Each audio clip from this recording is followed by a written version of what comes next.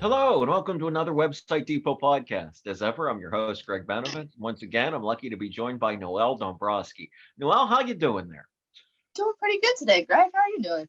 I'm doing good. And, for those of you watching this, we did not plan on wearing yellow. This is merely the kind of thing that just happens after more than a year on Zoom. This sort of thing can occur.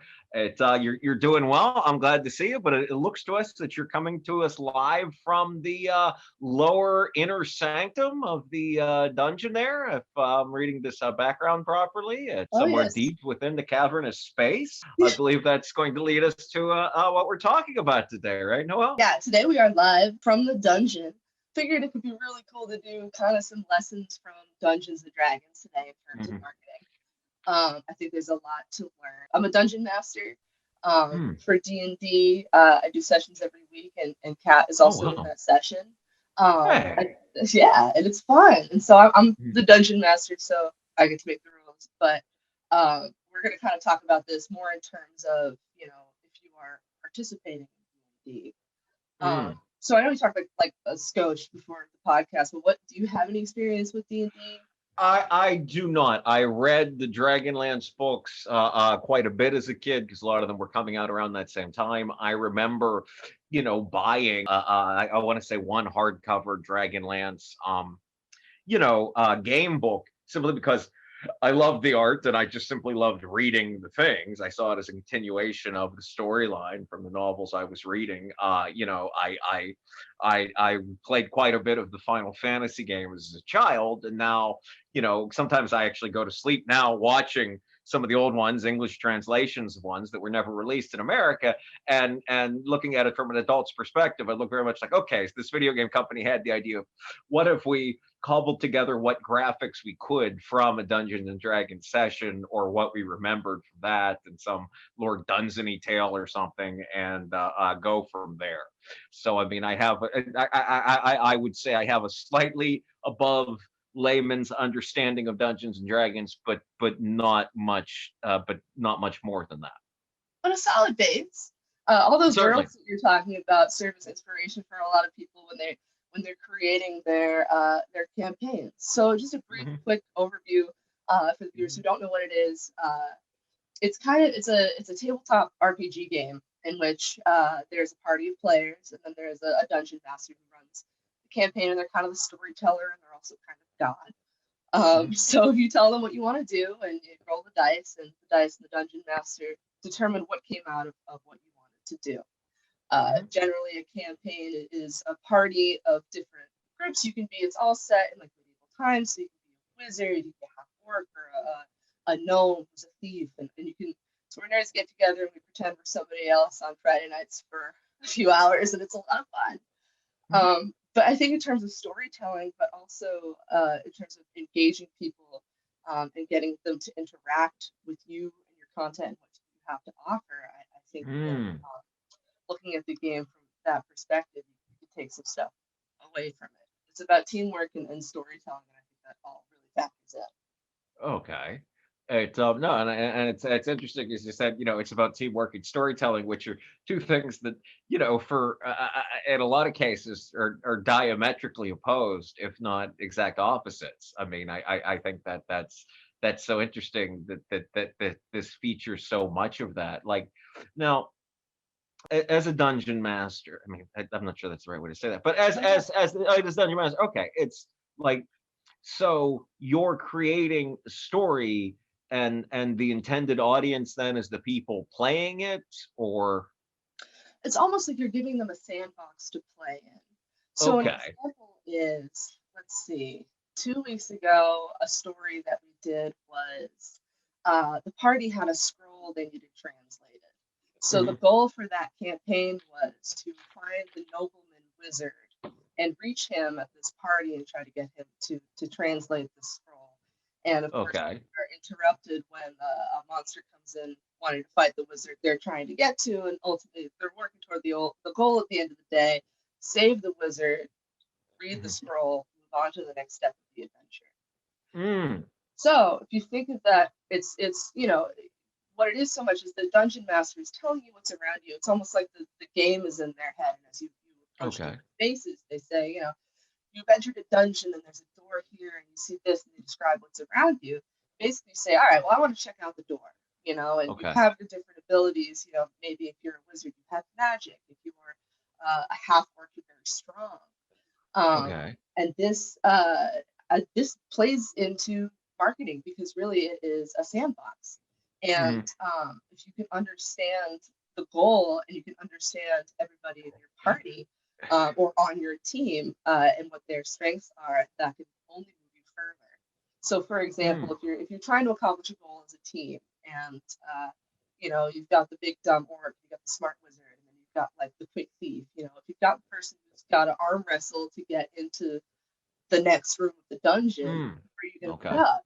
You're going to put up the orc, right? Right. Right. So, you know, if you've got a team of people and you're working on something and you're realizing that there's somebody else who might be better suited for this, you know, Mm. it is worth it in the name of the common goal to relinquish that moment. Because when you're playing, it is very tempting to want to, because there is that freedom, you get that rush of like, I could do anything. I could go and like, I could put a whoopee cushion under this troll, you know, and that Mhm. freedom could be a little overwhelming, and that's kind of like Mm. freedom to get more thrust into working on a team toward, you know, and what is your goal? If you're not saving the princess from the tower, are you trying to get more app downloads?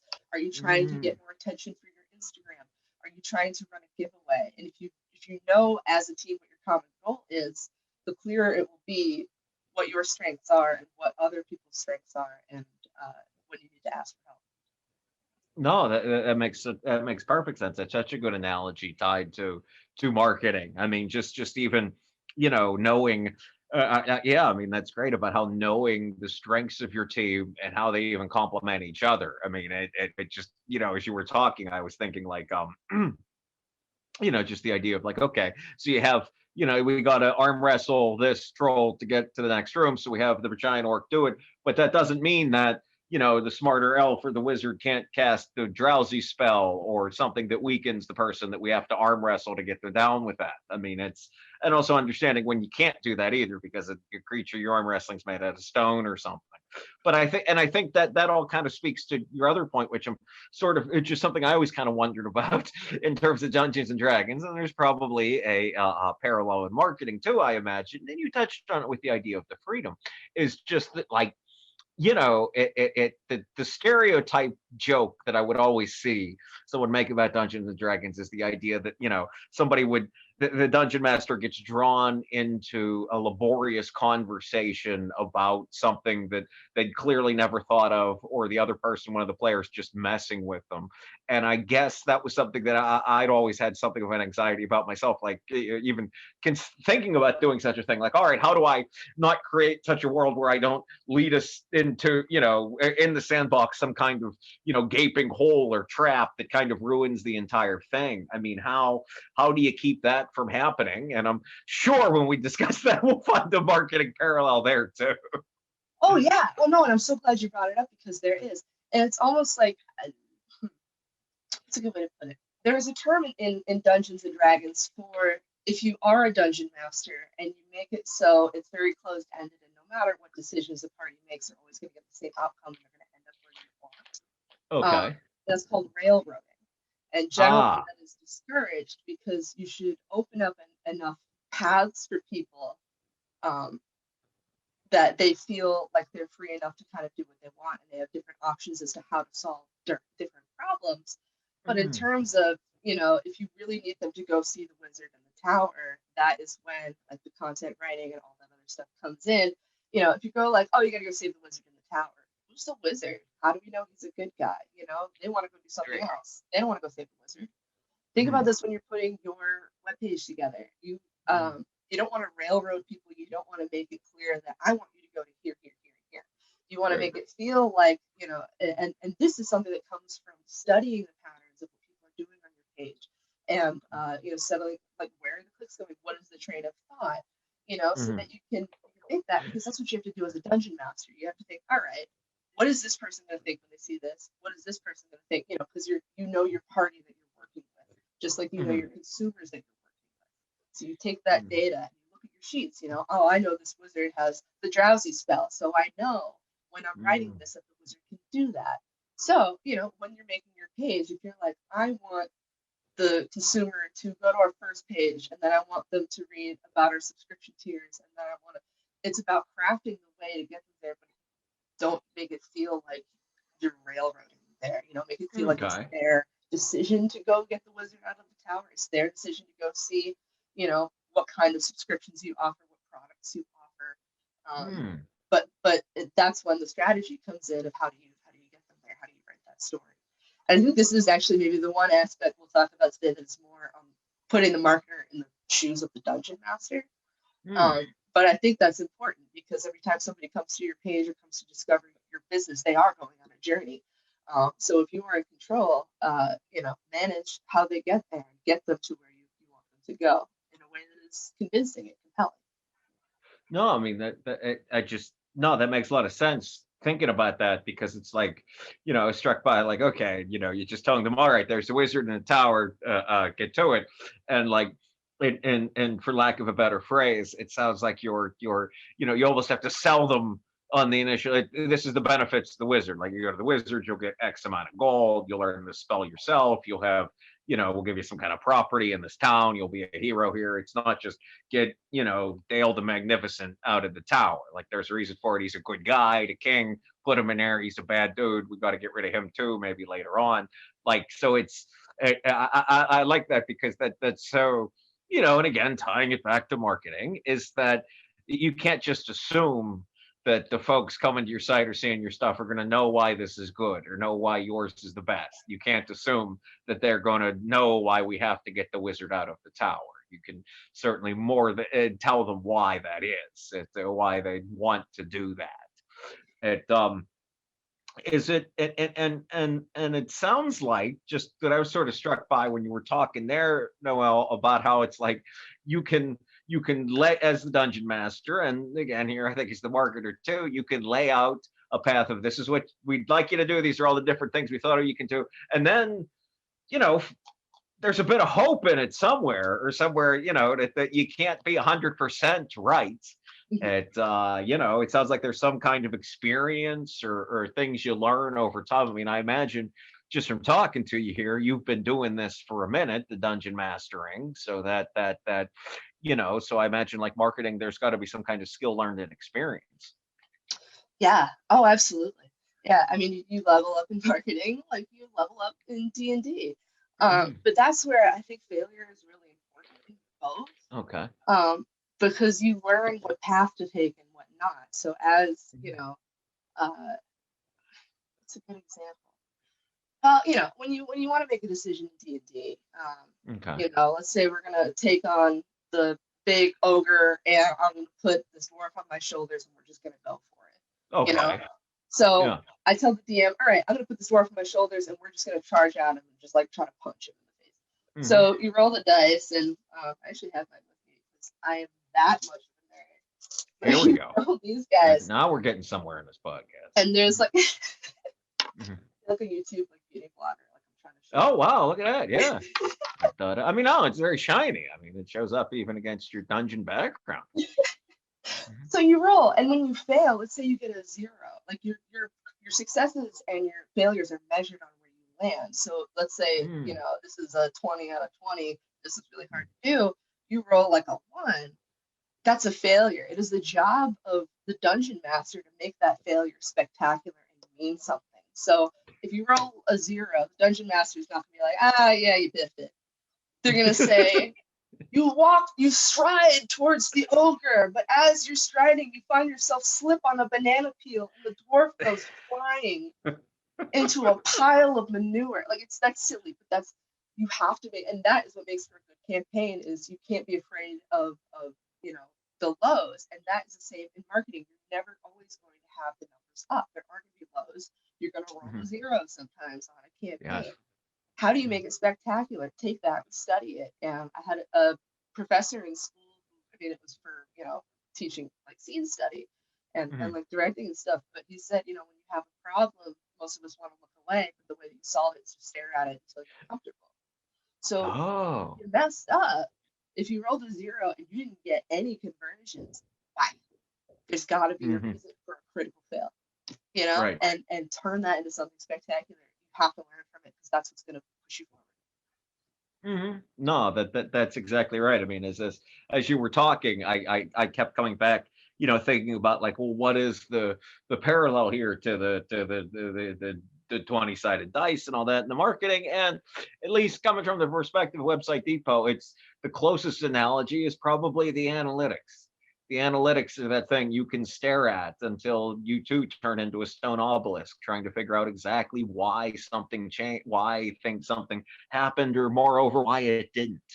That the good news is that I think somewhere where marketing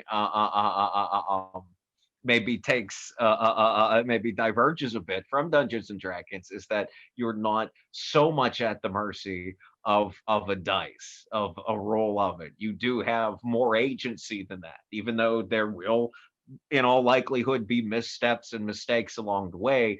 You won't be so much at the mercy of capricious luck. You will have more choices in that. But I think it was so great how you said that about how the idea that you're going to have these failures are going to go wrong and learn something from it. That is so important. And yeah, like it. I'm trying. Okay, so it's so just talking about it here, trying to work my way through it. So okay, so you mentioned the other week you had the session. It was we got to get the scroll to the wizard.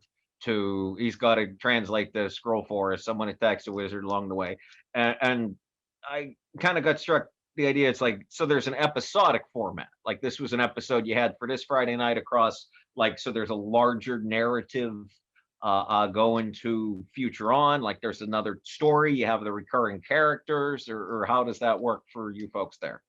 Yeah, everybody runs their session a little bit different. Some people do it in a way that's episodic, which is kind of the way we're running this current session. So, for fun, because we're all like screenwriters, we decided a 13-week session would be great because that's a season of a TV show. There you go. So we do short, like 1.5 hour sessions every week. But some people, it'll just be kind of, very Mandalorian, just kind of like quest to quest. Like, oh, this guy, the wizard in the tower is 1 week, and then the next week it's like, oh, these monsters are invading this village. And that can be Hmm. fun depending on, it's all kind of suiting to like who is an interloper, who comes back, like how many people are in the session week to week. But all that to say, that is something like that I think also ties into the marketing because you've got your short-term goals and your long-term goals. And all Hmm. the short-term goals, you have to know, I don't know, and this is from the DM's point of view and from the party's point of view, you have to know what the main goal is to understand what the smaller goals are. So if your Yeah. larger goal is to increase your conversions, those smaller goals along the way are going to be all different things. And the other way to think of it too is the long journey is like SEO. It's Hmm. organic growth. It is the slower things that take time. The faster things are the pay per click or Hmm. all the other ad campaigns that are more money driven or Instagram campaigns or Facebook campaigns. That's your side quest that will get you hopefully to that final goal of wherever you want to be. And that's why it can be helpful to what I do as a DM and what you Hmm. can do as a marketer is have the larger goal first and then just work backwards almost like and I think Okay. in terms of some things that doesn't work, but I think in terms of others, like it can be often hard to fill in the gaps sometimes, and just working backwards instead of forwards. It's really silly, but it can kind of help you piece things together. Um, Hmm. yeah, No, I mean that makes perfect sense, particularly in terms of I think that's a great thing for a lot of our listeners and viewers to hear, particularly those that might come up with the issue of, well, where do I start? How do I get started? How do I begin? Okay, well, no, start with the end goal in mind, and then you can work your way back from there. I mean, if you can't think of step one, maybe you can think of step 10, and then your mind maybe gets jogged a little bit and starts thinking of the different things in between that. It's like, yes, you have to, your heroes have to leave the castle or the village, and that eventually they're going to end up in the tomb of eternal darkness. But you can, if you start there with how they're going to end that, then that gives you time to figure out more towards the beginning. It, and I guess the other thing I was thinking about in terms of, I guess, these to marketing, I'm assuming from the nature, the season that you and the other screenwriters have put together there, that it would be like, I assume the characters are consistent across the all 13 episodes. It's all, the characters are the same for of the players, or they change, or I mean they come up with new characters, or how does the character aspect of this come in? So generally, character building, it takes a minute to build your character because it's often it's kind of like a video game where you have to kind of build your stats. You'll roll your dice to see how the fates have dealt you. Are you charismatic? Are you strong? Are you wise? Um, Hmm.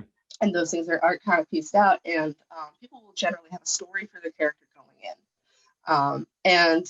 And so the changes that happen or don't happen are purely at the hands of the players, and it's kind of up to the DM if they want to stoke those things. Like for example, um, Hmm. Kat's character is afraid of fire. Oh, Definitely afraid okay, of fire. It killed her parents. okay, Like for sure, yeah. she can't see fire in pies, and so Hmm. a recent thing she had to do in order to, overcome the stuff that I put in was she was faced with these creatures that had to be killed with fire. So Okay. you can kind of, and there are people who want to grow and people who don't. But I think the way that this ties into marketing is Hmm. that when you create your character, some DMs will give you a bonus if they feel that you're playing true to your character.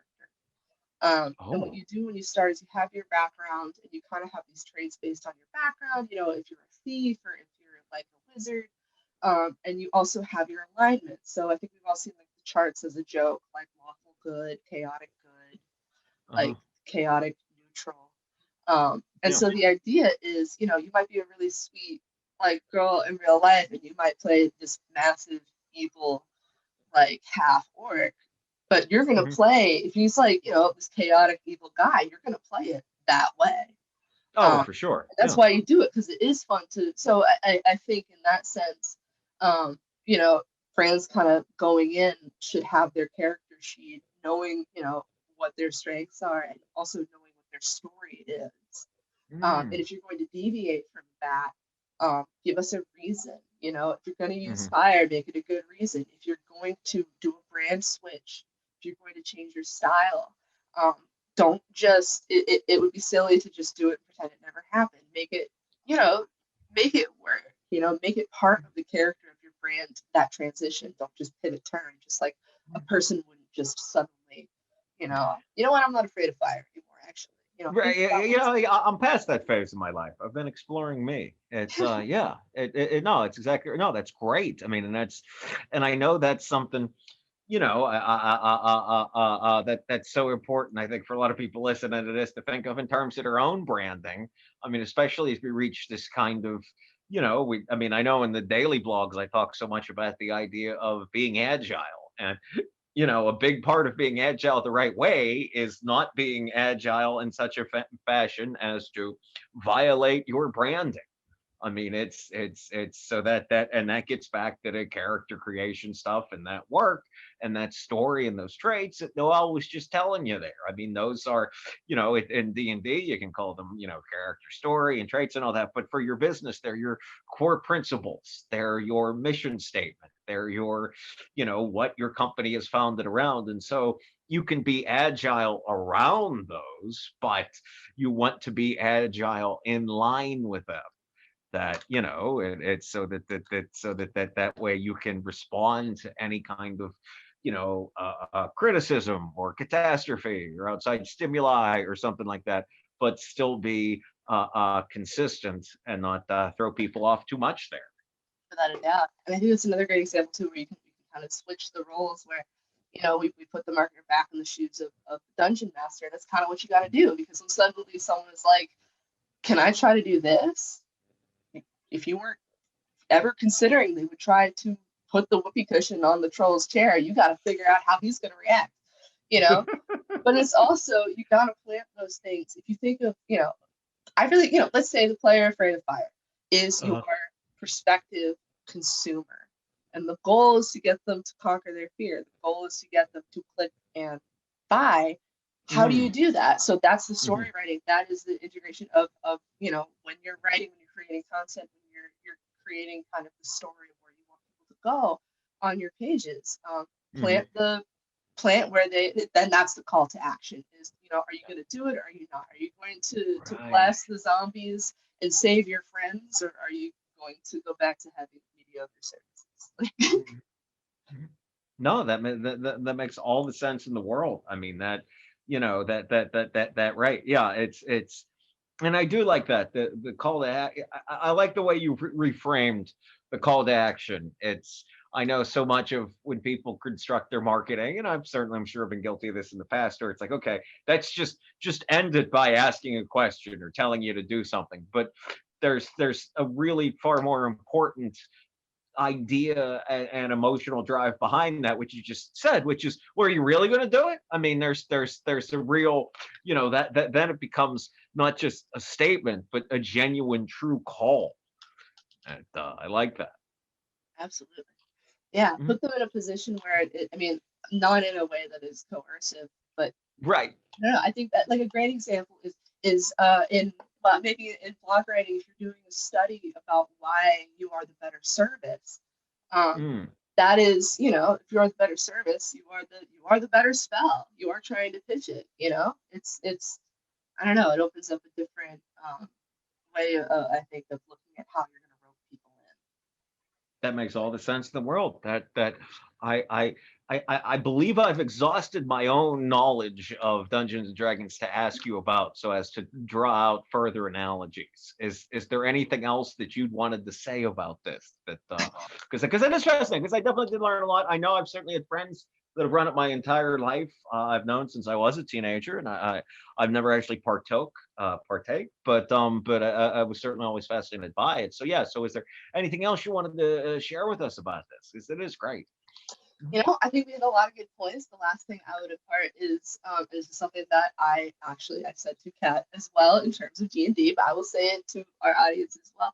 Don't be afraid Mhm. to ask for help and recognize when your skills can't match. So last Ah, week okay, she was up against, she had to go sneak in somewhere, and her okay. character, looking at her stats, is very, very clumsy. So she Mm, probably would have failed. mm, Her best friend is a thief, and her skill is to be able to move around really fast and really sneaky because she's a thief. So, okay. it's kind of what we talked about before. But if you are a company that just does not have the space or the skill to market yourself, it is okay to bring on marketing. And I think a lot of people Right. forget that, and they feel like they have to do it themselves, or they have to just figure it out.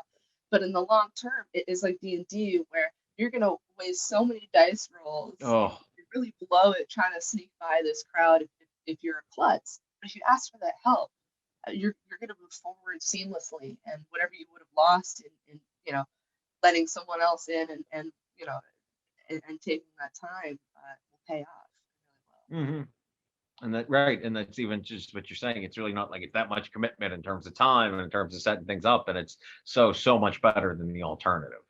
well. Right, that was just great. I know I always say this. I learned a lot, but I genuinely did. I mean, I certainly heard about the stuff in theory, but it does make a lot of sense tied to marketing there. So yeah. Well, thanks for coming on to say that. That was a hoot. Thanks for having me on. It was fun to bring the nerd stuff to the podcast. So This is. I gotta think of something for next time. I don't know, like minor league hockey. I have no idea. I have to think of something equally nerdy that we can somehow tie to this. But yeah. So it's a marketing. So well, all right. Well, again, as ever, thank you so much for watching and listening to these. On behalf of Website Depot, my name is Greg Benevent. Take it easy. Have a good night.